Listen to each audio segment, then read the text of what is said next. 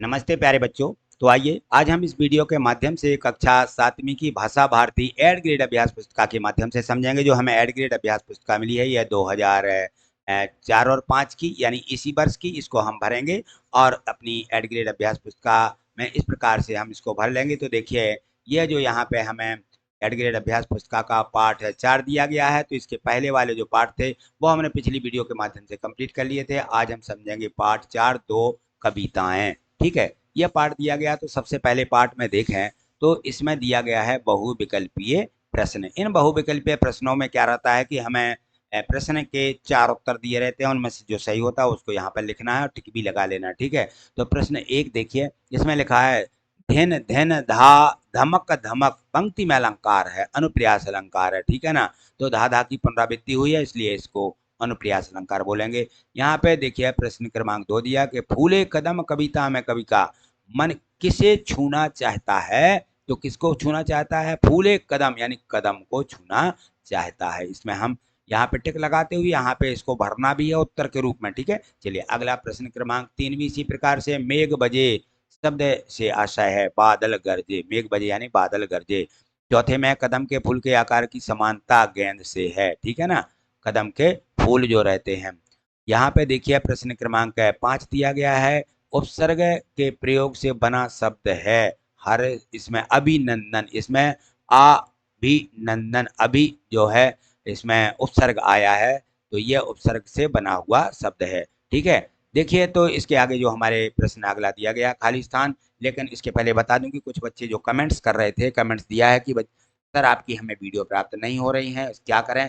तो आपको देखिए हमारा जो चैनल है गणित वाले सर के नाम से, इसको आप यूट्यूब पर सर्च कर सकते हैं या जो इसकी प्ले लिस्ट होती है प्ले लिस्ट पर जाकर के आप देख सकते हैं। तो कुछ बच्चे को ये भी कमेंट्स रहते हैं कि प्ले लिस्ट को कैसे देखें। तो देखिए आपको गणित वाले सर के नाम से जैसे ही आप यूट्यूब खोलेंगे ना, तो यहाँ देखें यूट्यूब पर आपको ये दिखेगा, इस पर आप क्लिक कर दीजिए। तो वीडियो को सर्च करना है और वहाँ जैसे आप इस पर क्लिक करेंगे तो यहाँ पे आपको ऐसा लिख देना कि गणित वाले सर, ऐसा। ठीक है ना, ये गणित वाले सर लिखें और इसको आप सर्च पर निशान पर उंगली रख देंगे।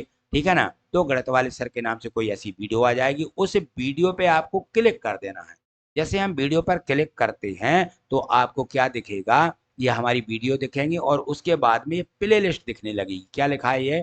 Play list. इसको आप क्लिक करिए, जैसे आप इस पर क्लिक करते हैं तो क्लिक करने के बाद बस यह प्ले लिस्ट इस प्रकार से खुल जाएगी। आगे खिसकाते चलिए, आपको यह कक्षा सभी दी गई हैं, सभी कक्षाओं की। तो हम भाषा भारती पढ़ रहे हैं कक्षा 7वीं की, तो यह भाषा भारती की प्ले लिस्ट खुल जाएगी और आप इसको क्लिक करें तो भाषा भारती के जितने पाठ हैं वो सभी आपको मिल जाएंगे। बस इसी प्रकार से सभी विषयों की प्ले लिस्ट मैंने बनाई है, उस प्ले लिस्ट पर जाकर के आप इसको देख सकते हैं। ठीक है ना, तो कुछ बच्चे इस प्रकार से भी कहते हैं कि सर आप डिस्क्रिप्शन बताते हैं, डिस्क्रिप्शन क्या होता है। तो देखिए ये यहाँ पे हमें जो वीडियो देख रहे होते, जैसे आप अभी एक वीडियो देख रहे हैं ना, तो उस वीडियो पर देखें तो यहाँ पर लिखा हुआ है नीचे देखिए, यहाँ पे मोर लिखा हुआ, क्या लिखा है? मोर। इस मोर पर आपको क्या करना है? क्लिक कर देना है। देखिए क्लिक करके देखिए, मैंने ये क्लिक किया तो जैसे इस पर हम क्लिक करते हैं तो यहाँ देखें ये डिस्क्रिप्शन खुल जाता है। ये डिस्क्रिप्शन खुल गया। तो इस डिस्क्रिप्शन पर जैसे ही हम इस यहाँ पहुँच जाते हैं इस प्ले पर, इस पन्ने पर, तो यहाँ देखें आप, यहाँ पर ये लिंक दी रहती हैं। क्या दी हैं? ये लिंक। ये लिंक पर हमें क्लिक करना है। जैसे मैंने यहाँ लिंक डाल करके रखी हैं, सभी विषयों की भी रखी हैं और यहाँ पर मैंने टेलीग्राम से जुड़ने की लिंक रखी है, व्हाट्सएप से जुड़ने की लिंक रखी है। तो यदि आप मेरे टेलीग्राम से जुड़ना चाहते हैं तो टेलीग्राम से भी मेरी वहाँ पर बहुत सी वीडियो हैं, सभी वीडियो मैं टेलीग्राम पे डाल देता हूँ और व्हाट्सएप पर भी डाल देता हूँ, तो आप वहाँ से भी प्राप्त कर सकते हैं। तो टेलीग्राम से जुड़ने के लिए आप जैसे आप इस पर क्लिक करेंगे, ये लिंक दी गई है, तो आप इस पर क्लिक करने के बाद आपको फॉलो, यहाँ पे ज्वाइन का ऑप्शन आएगा, नीचे देखें इस प्रकार से मैं बता देता हूँ, ये ज्वाइन लिखा है ना, इस पर आप क्लिक कर दीजिए तो मेरे आप टेलीग्राम से जुड़ जाएंगे। और व्हाट्सएप से जुड़ना है तो देखिए व्हाट्सएप की लिंक दी गई है, इस पर क्लिक करिएगा। इस पर आप क्लिक कर देंगे, नीली नीली दिख रही है, इस पर आप क्लिक करिए और जैसे आप इस पर क्लिक करते हैं तो यहाँ देखें ऊपर आपको क्लिक करने के बाद ये लिखा हुआ है फॉलो। क्या लिखा है? फॉलो। इस पर आप क्लिक करेंगे फॉलो पर तो हम मेरे व्हाट्सएप ग्रुप से जुड़ जाएंगे और आपको सभी वीडियो सभी विषयों की यहाँ से प्राप्त हो जाएंगी, क्योंकि अभी आप कक्षा 7वीं में पढ़ रहे हैं, है ना। तो कक्षा 7वीं के बाद आप जैसे 8वीं में आ जाते हैं, तो 8वीं में क्या करना है, आपको मींस का मेरिट परीक्षा देना है। तो मींस का मेरिट परीक्षा देने के लिए हम क्या करेंगे, देखिए एक बात और बता दूं आपको कि ये देखिए चैनल पर ये सब्सक्राइब कर लेते हैं तो बाकी सभी वीडियो डलती हैं, तो वो सभी वीडियो आपको जैसे ही डलेंगे आपकी यूट्यूब चैनल पर आपको मिल जाएंगी। और यहाँ पे देखें ये लाइक का चिन्ह भी बना रहता है ये, तो आप जो वीडियो पसंद आती है तो यहाँ पर आप लाइक कर दीजिएगा, ठीक है ना। लाइक करने से हमें मालूम चलता है कि आप वीडियो को देखना चाहते हैं, ठीक है। तो हम ये कह रहे थे कि यहाँ पे मींस का मेरिट की परीक्षा कक्षा 8वीं में आपको देना है, कक्षा 7वीं का भी उसमें सिलेबस पूछा जाता है, तो इन विषयों की तैयारी आपको अभी से कर लेना है, ठीक है। चलिए आगे देखते हैं। इसमें दिए गए हैं खाली स्थान, रिक्त स्थानों को चुन करके भरिए। तो नीचे देखें यहाँ पे लिखा गया है लालची, सिंघाड़, वर्षा, आषाढ़, ललचाई, ग्रीष्म, दहाड़, किसान, जवान और श्रवण, ठीक है ना, श्रावण। तो इनसे हमें इन खाली स्थानों को भरना है। प्रश्न क्रमांक 6 दिया है, मेघ बजें कविता में वर्षा ऋतु का वर्णन है। मेघ बजें ये कविता है, इसमें क्या कौन सी ऋतु वर्णन की गई है, वर्षा ऋतु, ठीक है ना। श्रावण महीना बीतने के बाद कदम खिलता है। मेघ बजे कविता में हल माने किसान का इंतजार कर रहा होता है। प्रश्न क्रमांक 9 और 10 में देखिए, दादर का कंठ, दामनी की दमक, तो शेर की दहाड़। लाल शब्द में आय प्रत्यय लगा करके बनने वाला शब्द होता है, लालच का हो जाता है लालची, ठीक है ना। ई प्रत्यय लगा हुआ है इसमें। अति लघुत्तरीय प्रश्न है यहाँ से। तो देखें प्रश्न क्रमांक 11 दिया गया है कि दादर का कंठ खुला, इससे क्या मतलब है, दादर का कंठ खुला से कवि का मतलब है कि बादलों के बरसने से प्रसन्न मेंढक टर टर गाने लगे, ठीक है।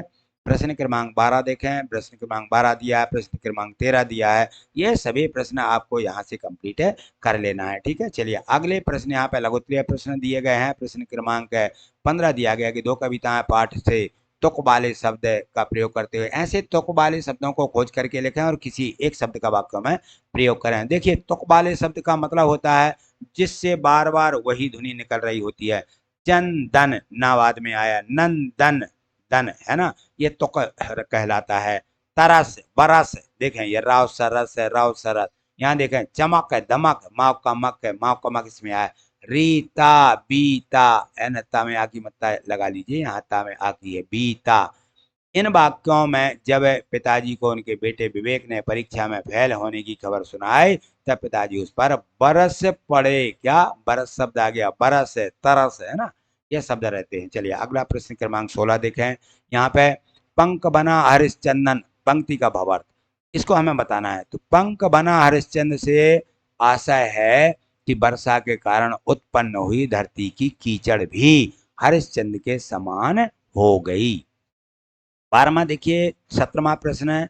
17वें में दिया है कि बादल का कोप नहीं रीता, पंक्ति का मतलब यहाँ पर देखें तो कविता जो है यह कवि कहना चाहता है कि बादल का कप रीता नहीं है, यानी यह लगातार बहुत ही समय से वर्षा बरस रहा है और लेकिन पपीहा की प्यास अभी भी नहीं बुझ रही है। प्रश्न क्रमांक 18 देखें, यहाँ से 18वां लिख लें। और प्रश्न क्रमांक 19 से देखिए आप यहाँ पर यह दिया गया है कि यहाँ से दीर्घ उत्तरीय प्रश्न हैं। तो दीर्घ उत्तरीय प्रश्नों में यहाँ है, मेघ बजे कविता में वर्षा के किन किन रूपों का वर्णन किया गया है। तो मेघ बजे कविता में वर्षा के कई रूपों का वर्णन किया गया है। जैसे कवि ने मेघों के आगमन से धरती का हृदय धड़कने और पेड़ पौधों के झूमने का वर्णन किया है। इन विवरणों के माध्यम से वर्षा के प्रभाव और सौंदर्य को दर्शाया गया है। प्रश्न क्रमांक 20 भी देखें, यह भी हमारा दीर्घोत्तरीय प्रश्न है।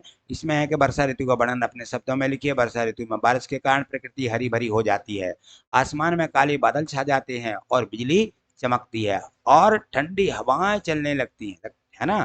खेतों में फसलें लहलहाने लगती हैं। यह मौसम गर्मी के बाद ताजगी और शांति लेकर के आता है। तो यह हमें वर्षा ऋतु का वर्णन है, जो कविता है, इस प्रकार से हमें इसको लिख देना है। ठीक है, तो आज इतना ही, मिलते हैं अगली वीडियो के माध्यम से। ये जो प्रश्न क्रमांक 1 से 20 तक दिए गए थे, आपने बहुत अच्छे तरीके से समझे हैं। अब इनको 2-3 बार आप वीडियो को प्ले करके देखेंगे तो सभी प्रश्न आपको याद भी हो जाएंगे। वीडियो आपको कैसी लगी? यदि वीडियो पसंद आई है तो वीडियो को लाइक अवश्य करिएगा, और यदि चैनल पर नए हैं तो चैनल को सब्सक्राइब करके रखिए, जिससे कि आगे की वीडियो आप तक पहुंच सकें। ठीक है, तो आज इतना ही। थैंक यू, धन्यवाद।